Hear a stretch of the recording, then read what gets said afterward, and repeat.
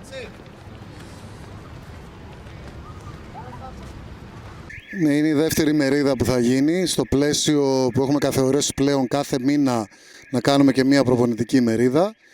Αυτή τη φορά θα είναι παραπάνω σωματεία από την προηγούμενη. Το πρόγραμμα θα είναι το ίδιο και από την επόμενη μερίδα θα αρχίσουμε να αλλάζουμε και να προσθέτουμε τα αγωνίσματα. Ο στόχος μας είναι να φτάσουμε μέχρι το καλοκαίρι, που εκεί πλέον θα κάνουμε 2 πολύ μεγάλες ημερίδες ανοιχτές για όλο το κοινό.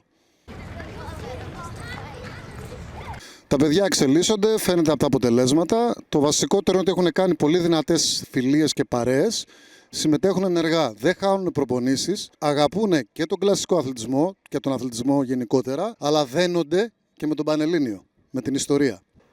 Το σημαντικότερο σε αυτές τις ηλικίες δεν είναι η νίκη και το ρεκόρ, είναι να μάθουν τα παιδιά να συναγωνίζονται με τους αθλητές των άλλων σωματείων. Πώς βλέπεις τα άλλα σωματεία να ανταποκρίνονται σε αυτήν την πρόσκληση του Πανελληνίου Γυμναστικού Συλλόγου? Πολύ θετικά.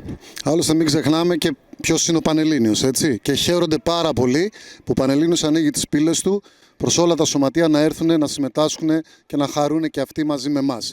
Ήδη τα παιδιά από τις συμμετοχές στους άλλες ημερίδες, όπως πολύ σωστά είπες, έχουν αποκτήσει φιλίες και γνωρίζονται και με τα υπόλοιπα παιδιά και τους άλλους αθλητές.